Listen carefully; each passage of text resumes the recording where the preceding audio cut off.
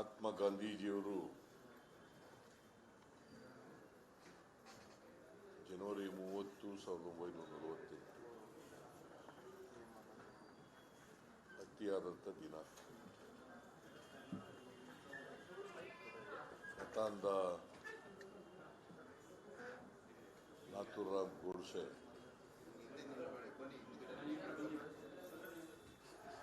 ಗುಂಡಿಟ್ಟು ಕೊಂದಂಥ ದಿನ.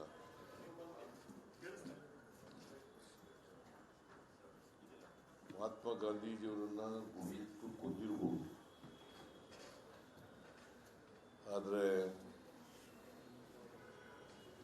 ಅವರ ಮೌಲ್ಯಗಳನ್ನು, ಜೀವನದ ಮೌಲ್ಯಗಳನ್ನು ದೇಶದಲ್ಲಿ ಬಿಟ್ಟೋಗಿರ್ತಕ್ಕಂಥ ಮೌಲ್ಯಗಳನ್ನು ಕೊಲ್ಲಿಕ್ಕೆ ಸಾಧ್ಯ ಇಲ್ಲ. ಇವತ್ತು ಕೂಡ ಮಹಾತ್ಮ ಗಾಂಧೀಜಿಯವರ ಮೌಲ್ಯಗಳು ಜೀವಂತವಾಗಿದ್ದಾವೆ. ನಾವು ನಿಜವಾಗಿ ಅವರಿಗೆ ಗೌರವ ಸಲ್ಲಿಸೋದು ಅಂತಂದರೆ ಅವರು ಜೀವನದಲ್ಲಿ ಯಾವ ಮೌಲ್ಯಗಳಿಗೋಸ್ಕರ ಹೋರಾಟ ಮಾಡಿದ್ರು, ಆ ಮೌಲ್ಯಗಳನ್ನು ನಾವು ಜೀವನದಲ್ಲಿ ಅಳವಡಿಸ್ಕೊಂಡು ಅದರಂತೆ ನಡೀತಕ್ಕಂಥದ್ದು,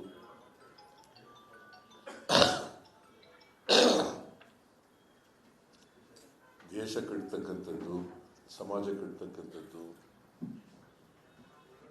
ಮಾಡಿದಾಗ ಮಾತ್ರ ಮಹಾತ್ಮ ಗಾಂಧೀಜಿಯವರಿಗೆ ಗೌರವ ಸಲ್ಲಿಸೋದಕ್ಕೆ ಅರ್ಥ ಬರ್ತದೆ ಅಂತಕ್ಕಂಥ ಮಾತುಗಳನ್ನು ಈ ಸಂದರ್ಭದಲ್ಲಿ ಬಯಸ್ತಾ ಇದ್ದೀನಿ. ಮಹಾತ್ಮ ಗಾಂಧೀಜಿಯವರು ಸನಾತನ ಧರ್ಮದಲ್ಲಿ ನಂಬಿಕೆ ಇಟ್ಕೊಂಡಿದ್ರು ಕೂಡ, ಹಿಂದೂ ಧರ್ಮದಲ್ಲಿ ನಂಬಿಕೆ ಇಟ್ಕೊಂಡಿದ್ರು ಕೂಡ, ಅವರು ಬೇರೆ ಧರ್ಮಗಳನ್ನು, ಬೇರೆ ಭಾಷೆಗಳನ್ನು, ಬೇರೆ ಜಾತಿಗಳನ್ನು, ಬೇರೆ ಸಂಸ್ಕೃತಿಯನ್ನು ಪ್ರೀತಿಸ್ತಿದ್ರು, ಗೌರವಿಸ್ತಿದ್ರು. ಅವುಗಳ ಬಗ್ಗೆ ಸಹಿಷ್ಣುತೆಯನ್ನು ಬೆಳೆಸ್ಕೊಂಡಿದ್ರು. ಅದನ್ನೇ ನಮ್ಮ ಸಂವಿಧಾನದಲ್ಲಿ ಬಹಳ ಸ್ಪಷ್ಟವಾಗಿ ಹೇಳಿರ್ತಕ್ಕಂಥದ್ದು ಬಾಬಾ ಸಾಹೇಬ್ ಅಂಬೇಡ್ಕರ್ ಅವರು. ಸಹಿಷ್ಣುತೆ, ಸಹಬಾಳ್ವೆ. ಯಾಕಂದರೆ ನಮ್ಮ ದೇಶ ಬಹುತ್ವದ ದೇಶ. ಅನೇಕ ಭಾಷೆಗಳು, ಅನೇಕ ಧರ್ಮಗಳು, ಅನೇಕ ಜಾತಿಗಳು, ಅನೇಕ ಸಂಸ್ಕೃತಿಗಳು ಇರ್ತಕ್ಕಂಥ ದೇಶ. ಈ ದೇಶದಲ್ಲಿ ನಾವೆಲ್ಲರೂ ಕೂಡ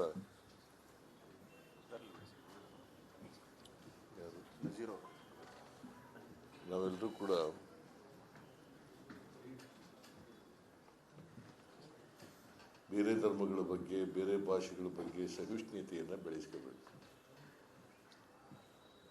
ಅದಕ್ಕೋಸ್ಕರನೇ ನಮ್ಮ ದೇಶದಲ್ಲಿ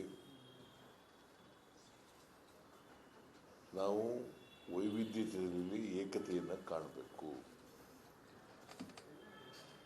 ವೈವಿಧ್ಯತೆಯಲ್ಲಿ ಏಕತೆಯನ್ನು ಕಾಣಬೇಕು. ನಾವು ನಮ್ಮ ದೇಶದಲ್ಲಿ ಯಾವುದೇ, ನಮ್ಮ ಸಂವಿಧಾನದಲ್ಲಿ ಯಾವುದೇ ಧರ್ಮ ಮೇಲಲ್ಲ, ಯಾವುದೇ ಧರ್ಮ ಕೀಳಲ್ಲ, ಯಾವುದೇ ಜಾತಿಯ ಜನ ಮೇಲಲ್ಲ, ಯಾವುದೇ ಜಾತಿಯ ಜನ ಕೀಳಲ್ಲ. ಎಲ್ರಿಗೂ ಸಮಾನ ಹಕ್ಕುಗಳು, ಸಮಾನ ಅವಕಾಶಗಳು ಕೊಟ್ಟಿರ್ತಕ್ಕಂಥದ್ದು ನಮ್ಮ ಸಂವಿಧಾನ. ಅದರಿಂದ ಈ ಸಂವಿಧಾನವನ್ನು ರಕ್ಷಣೆ ಮಾಡ್ತಕ್ಕಂಥದ್ದು ನಮ್ಮೆಲ್ಲರ ಜವಾಬ್ದಾರಿ. ಇತ್ತೀಚಿನ ದಿನಗಳಲ್ಲಿ ಸಂವಿಧಾನಕ್ಕೆ ಧಕ್ಕೆ ಬರ್ತಕ್ಕಂಥ ಸನ್ನಿವೇಶ ನಿರ್ಮಾಣ ಆಗ್ತಾ ಇದೆ. ಕೆಲವು ಮತಾಂಧ ಶಕ್ತಿಗಳು ನಮ್ಮ ಸಂವಿಧಾನಕ್ಕೆ ಧಕ್ಕೆ ಬರ್ತಕ್ಕಂಥದಕ್ಕೆ ಪ್ರಯತ್ನವನ್ನು ಮಾಡ್ತಾ ಇದ್ದಾರೆ. ಸಂವಿಧಾನದ ರಕ್ಷಣೆ ಆದರೆ ನಮ್ಮೆಲ್ಲರೂ ರಕ್ಷಣೆ ಆಗಲಿಕ್ಕೆ ಸಾಧ್ಯ. ಸೊ ಇದನ್ನು ನಾವು ಅರ್ಥ ಮಾಡ್ಕೋಬೇಕಾಗ್ತದೆ. ಭಾರತೀಯ ಜನತಾ ಪಕ್ಷದವರು ಮತ್ತು RSSನವರು ಇವತ್ತು ದೇಶವನ್ನು ಹಿಂದೂಸ್ತಾನ ಮಾಡ್ತೀವಿ, ಏಕ ಧರ್ಮ, ಏಕ ಸಂಸ್ಕೃತಿ, ಏಕ ಭಾಷೆ ಅಂತಕ್ಕಂಥ ರೀತಿಯಲ್ಲಿ ಮಾತಾಡ್ತಾ ಇದ್ದಾರೆ.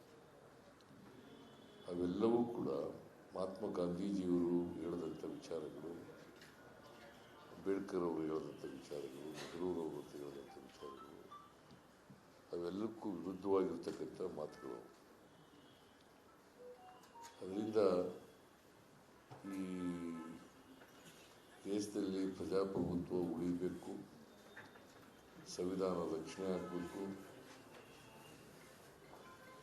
ಪ್ರಜಾಪ್ರಭುತ್ವ ಉಳಿಸ್ತಕ್ಕಂಥದ್ದು ನಮ್ಮೆಲ್ಲರ ಜವಾಬ್ದಾರಿ. ಅದಕ್ಕೋಸ್ಕರ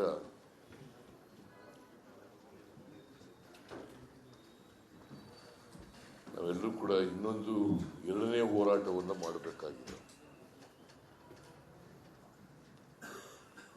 ಕಾಂಗ್ರೆಸ್ ಕಾರ್ಯಕರ್ತರಿಂದ ಮಾತ್ರ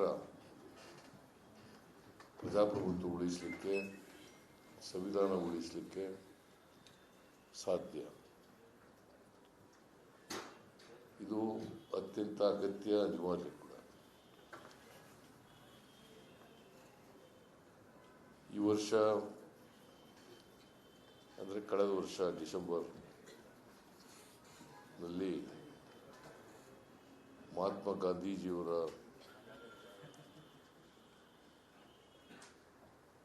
ಅವರು ಏನು 100 ವರ್ಷ ಕಾಂಗ್ರೆಸ್ನ ಅಧಿವೇಶನ ಆಗಿತ್ತು. ಆ ಅಧಿವೇಶನದಲ್ಲಿ ಮಹಾತ್ಮ ಗಾಂಧೀಜಿಯವರು ಅಧ್ಯಕ್ಷತೆ ವಹಿಸಿದ್ದರು. ಅವರ ಅಧ್ಯಕ್ಷತೆಯಲ್ಲಿ ಅಧಿವೇಶನ, ಕಾಂಗ್ರೆಸ್ನ ಅಧಿವೇಶನ ಬೆಳಗಾಂನಲ್ಲಿ ನಡೆದಿತ್ತು. 1924 ಡಿಸೆಂಬರ್ 26, 27.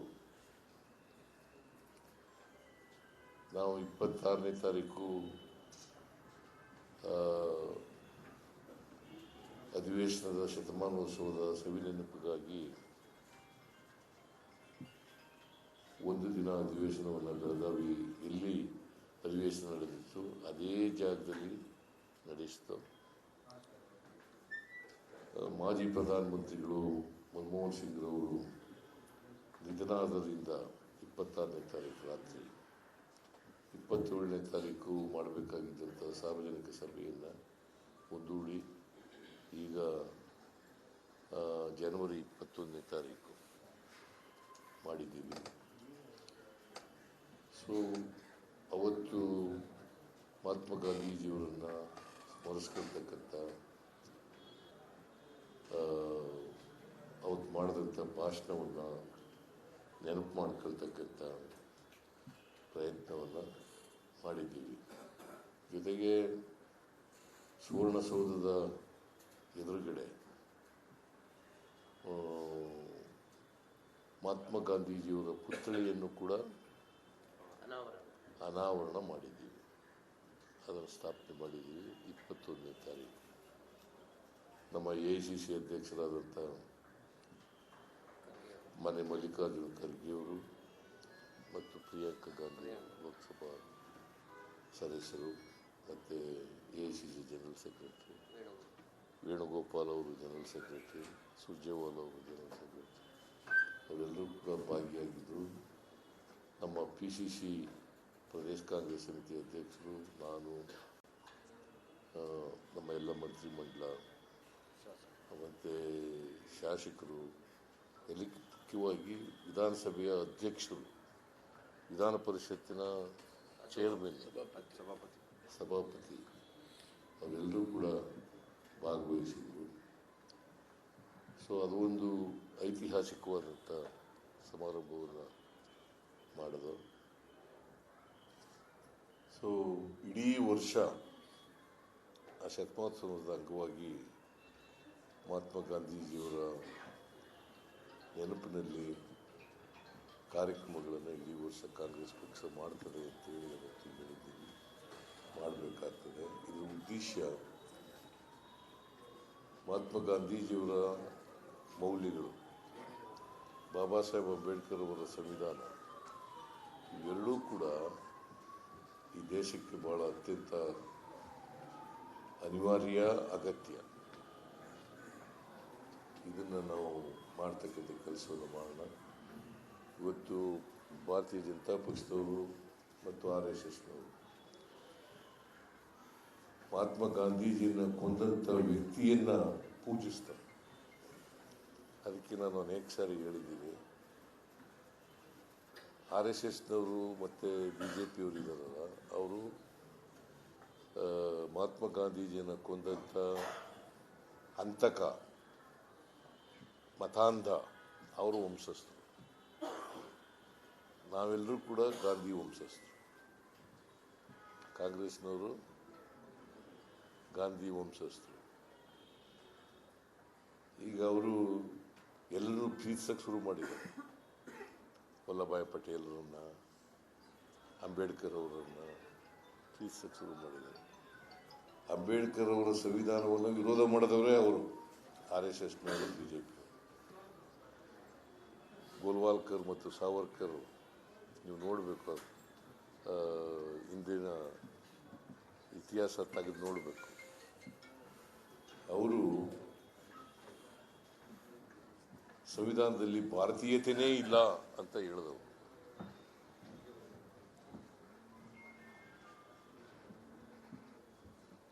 ಅದರಿಂದ ಸಂವಿಧಾನ ವಿರೋಧಿಗಳು ಅವರು. ಸಂವಿಧಾನವನ್ನು ದುರ್ಬಲಗೊಳಿಸಬೇಕು ಅಂತಕ್ಕಂಥವ್ರು. ಬರೀ ದುರ್ಬಲಗೊಳಿಸೋದಲ್ಲ, ಸಂವಿಧಾನನೇ ರೀರೈಟ್ ಮಾಡಬೇಕು ಅಂತಕ್ಕಂಥದ್ದು, ಮತ್ತೆ ಮನುಸ್ಮೃತಿಯನ್ನು ತರಬೇಕು ಅಂತಕ್ಕಂಥದ್ದು. ಅದರಿಂದ ನಾವು ಈ ಸಂವಿಧಾನ ವಿರೋಧಿಗಳು ಯಾರಿದ್ದಾರೆ ಅವರ ವಿರುದ್ಧ ಹೋರಾಟವನ್ನು ಮಾಡಬೇಕಾಗ್ತದೆ. ಅದಕ್ಕೋಸ್ಕರ ನಾವು ಸ್ವಾತಂತ್ರ್ಯ ಹೋರಾಟ ಮೊದಲನೇ ಹೋರಾಟ ಆದರೆ ನಾವೆಲ್ಲ ಸಂವಿಧಾನ ಉಳಿಸಲಿಕ್ಕೆ ಮತ್ತು ಪ್ರಜಾಪ್ರಭುತ್ವ ಉಳಿಸಲಿಕ್ಕೆ ಎರಡನೇ ಹೋರಾಟವನ್ನು ಮಾಡ್ತಕ್ಕಂಥ ಕೆಲಸವನ್ನು ನಾವೆಲ್ಲರೂ ಕೂಡ ಮಾಡಬೇಕು. ಅದು ನಮ್ಮಿಂದ ಮಾತ್ರ ಆ ಕೆಲಸ ಮಾಡಲಿಕ್ಕೆ ಸಾಧ್ಯ ಆಗ್ತದೆ ಅಂತಕ್ಕಂಥ ಮಾತುಗಳನ್ನು ಹೇಳಿ, ಇವತ್ತು ಬಾಪೂಜಿಯವರ ಅದಕ್ಕೆ ನಾವು ಘೋಷವಾಕ್ಯ ಅವತ್ತು ಏನು ಮಾಡೋದು ಅಂತಂದರೆ, ಜೈ ಬಾಪು, ಜೈ ಭೀಮ್, ಜೈ ಸಂವಿಧಾನ ಘೋಷವಾಕ್ಯ ಮಾಡಿದ್ದೀವಿ. ಜೈ ಬಾಪು, ಜೈ ಭೀಮ್, ಜೈ ಸಂವಿಧಾನ. ಗಾಂಧಿ ಭಾರತ ಅಂತ ಆಚರಣೆ ಮಾಡಿದ್ದು, ಬಟ್ ಇದು ಘೋಷವಾಕ್ಯ.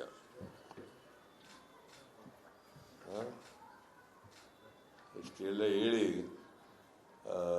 ಮಹಾತ್ಮ ಗಾಂಧೀಜಿಯವರನ್ನು ಸ್ಮರಿಸ್ಕೊಳ್ತಾ, ಮಹಾತ್ಮ ಗಾಂಧೀಜಿಯವರು ಇಲ್ಲದೆ ಹೋಗಿದ್ರೆ ಈ ದೇಶಕ್ಕೆ ಸ್ವಾತಂತ್ರ್ಯ ಸಿಗ್ತಾ ಇರಲಿಲ್ಲ.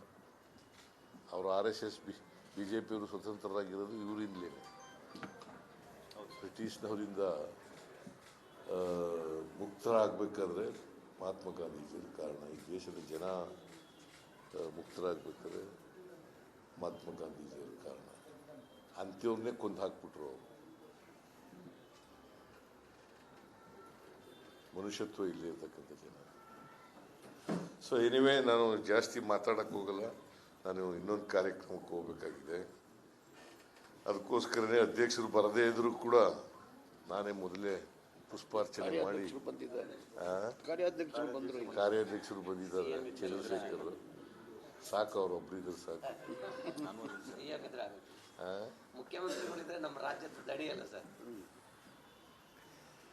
ಸೊ ನಾವೆಲ್ಲರೂ ಕೂಡ ಮಹಾತ್ಮ ಗಾಂಧೀಜಿಯವರನ್ನು ಸ್ಮರಿಸ್ಕೊಳ್ಳೋಣ. ಮಹಾತ್ಮ ಗಾಂಧೀಜಿಯವರ ಜೀವನದ ಮೌಲ್ಯಗಳನ್ನು ಜೀವನದಲ್ಲಿ ಅಳವಡಿಸ್ಕೊಂಡು ಅದರಂತೆ ನಡೀತಕ್ಕಂಥ ಪ್ರಾಮಾಣಿಕ ಪ್ರಯತ್ನವನ್ನು ಮಾಡೋಣ. ಅದೇ ಮಹಾತ್ಮ ಗಾಂಧೀಜಿಯವರಿಗೆ ಸಲ್ಲಿಸ್ತಕ್ಕಂಥ ಗೌರವ ಅಂತಕ್ಕಂಥ ಮಾತುಗಳನ್ನು ಹೇಳಿ, ಮಹಾತ್ಮ ಗಾಂಧೀಜಿಯವರನ್ನ ಮತ್ತೊಮ್ಮೆ ನೆನಪು ಮಾಡಿಕೊಂಡು ನನ್ನ ಮಾತುಗಳನ್ನು ಮುಗಿಸ್ತೇನೆ.